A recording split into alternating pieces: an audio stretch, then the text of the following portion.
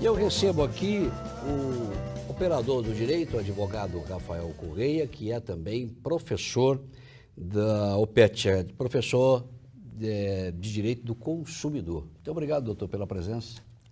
São muitos os acidentes de consumo? Cite alguns exemplos, doutor. São, na verdade, muitas pessoas não conseguem ver de imediato, né, a quantidade de situações que podem gerar esses acidentes, né? Então, desde a pessoa que vai até uma loja, compra um celular, por exemplo, esse celular queima, explode, enfim, causa um dano maior, até mesmo a um acidente de avião, né?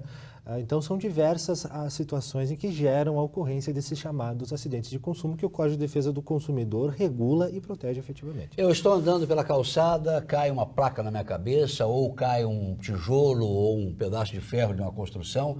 Isso é um acidente também? De consumo? Sim, sim. A gente pode definir isso a partir do mecanismo que se chama consumidor por equiparação. Como é que funciona? O que a maioria das pessoas consegue ver é o seguinte, né? Se você vai no supermercado, por exemplo, e compra lá uma determinada bebida, consome ela e ela te faz mal, evidente que você é o consumidor direto nesse caso, né? Só que o Código de Defesa do Consumidor prevê também uma outra categoria de consumidor, que é esse chamado consumidor por equiparação. Então, ainda que aquela pessoa não tenha comprado, não tenha participado Mas do se ele contrato... está dentro do supermercado e cai uma gôndola na sua cabeça? Perfeito, né? Ainda que ele não esteja lá comprando nada naquele momento, ele será considerado como consumidor por equiparação, porque o dano que ele sofreu somente aconteceu por conta da atividade explorada por aquele fornecedor, por aquele prestador de serviço, né? Entendi. E no caso da queda do avião que levava a delegação da Chapecoense, cabe também? Cabe. Assim, nós temos alguns detalhes que são mais complicados, né? Mas de modo geral. O que o Código de Defesa do Consumidor traz para a gente? Segundo o artigo 2º do Código de Defesa do Consumidor, o consumidor será assim considerado se ele for o destinatário final da contratação daquele produto ou daquele serviço, né? Então, ainda que a Associação Chapecoense de Futebol seja um clube que promova lucros, né? Naquele momento que ele contratou esse transporte aéreo, ele era o destinatário final, certo? Então, ele poderia ser considerado como consumidor também. A gente tem um pouco de problema, Carlos, quando esse acidente aéreo, que em regra é um acidente de consumo, acontece fora do Brasil, porque o Código de Defesa do Consumidor... E com a empresa aérea que não é brasileira. Exatamente, o Código de Defesa do Consumidor é uma lei brasileira, né? Então, ainda há uma questão que está sendo julgada no Supremo Tribunal Federal, lá em Brasília, né? Para decidir se para viagens aéreas se aplica ou não, envolvendo brasileiros, né? Se aplica ou não o Código de Defesa do Consumidor. Nesse caso, doutor, se complica porque os jogadores brasileiros tiveram que embarcar em um outro país, quer dizer, eles não saíram do Brasil com esse avião que caiu, né? Mas assim, a nossa sistemática do Código de Defesa do Consumidor permite que o consumidor atingido, inclusive os familiares, né, desses consumidores, possam postular em juízo, ou seja, pedir em juízo a sua indenização onde moram. E aí a gente tem alguns outros problemas, porque em se tratando de viagens internacionais se aplicam outros tratados que limitam o tamanho da indenização, coisa que não acontece aqui no Brasil. Aqui no Brasil a gente não tem um teto para indenização. Agora, doutor, qualquer equipamento, brinquedo, qualquer equipamento, você compra lá um saca-rolha, por exemplo, você vai ali, ele quebra ou estoura e você se acidenta e a culpa é do equipamento, né, daquele material que você comprou. Cabe indenização, como provar daí, né? Veja só. A prova que é difícil. Mas veja só, o Código de Defesa do Consumidor ele traz um mecanismo muito útil para facilitar a vida do consumidor nesse caso, que se chama inversão do ônus da prova. Então, assim, como você mesmo falou, em regra o que é mais comum dentro de um processo é aquela noção de quem alega tem que provar. Então, se eu entro com uma ação pedindo uma indenização, eu tenho que provar que aquele dano que eu sofri decorreu daquele problema com o saca-rolha, certo? Agora, o consumidor ele é mais fraco se comparado à empresa que fez saca-rolha, a empresa que vendeu o saca-rolha. E aí que entra em cena esse mecanismo da inversão do ônus da prova. O consumidor alega e joga para o fornecedor a responsabilidade de provar que aquele dano que o consumidor sofreu não ocorreu por conta de um defeito naquele produto, mas sim por culpa exclusiva do consumidor, que não soube manusear direito aquilo, né? Você compra uma bicicleta para dar para o filho agora no Natal. Esqueceram de apertar lá o parafuso da roda. A criança vai no Natal, pega a bicicleta, vai andar de bicicleta, cai a roda, bate com o nariz no chão, acontece o acidente. como provar isso? Então, a gente pode a depender do Esqueceu de apertar, isso é comum, né? É comum. Às vezes o borracheiro esquece de apertar É comum. o parafuso. E ainda mais agora nessa época de final de ano, que as vendas aumentam, né? Isso acontece bastante. Velocidade, a pessoa quer vender rápido. Sim, sim. Então, o consumidor ele pode ir de modo mais fácil para os juizados especiais, né? Ele nem precisa de advogado, a depender do tamanho da indenização que ele peça. Ele chega lá, na secretaria, ele já vai preencher um formulário indicando o que aconteceu e basta que ele apresente ali a nota fiscal de onde ele comprou aquele produto, né? E indique de alguma maneira quais foram os danos que ele sofreu. E nas rodovias pedagiadas? Eu estou com o meu carro indo para Paranaguá e de repente tem um pneu na pista, acaba estragando todo o meu carro, causando um dano material enorme.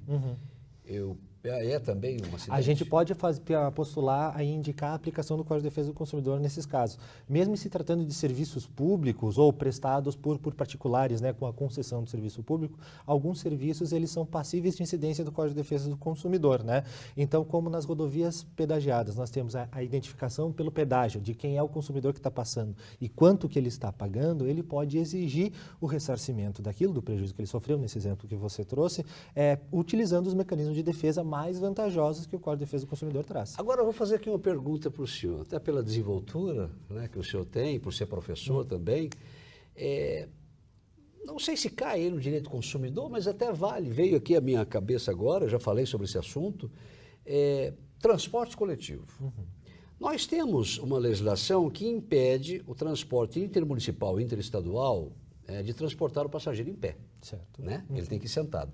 A legislação já permite o transporte urbano, né, de transportar passageiro como sardinha em lata, que eu acho um absurdo.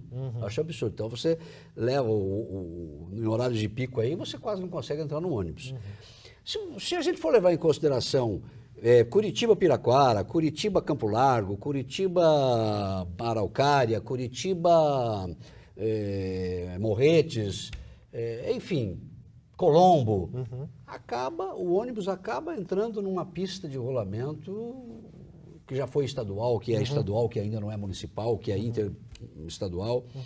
E aí os ônibus vão superlotados, com os passageiros em pé. Né? Você vai daqui para Piraquara, por exemplo, tem um pedaço de pista, não sei se o senhor já foi para lá. Sim, claro. E aí os passageiros vão todos em pé ali. Sim. Existe um meio dos consumidores, né, reivindicarem aí os seus direitos de não terem que serem transportados em pé? Assim, é uma situação muito complicada essa, porque por trás disso, de novo, a gente tem uma prestação por isso que eu disse, é meio complexo, né? Então, o que funciona é o seguinte, o Estado, às vezes, ele meio que se limita àquilo que a gente chama de princípio da reserva do possível, ou seja, o Estado, ele vai prestar um determinado serviço público da melhor forma possível, até onde ele tem a capacidade, né?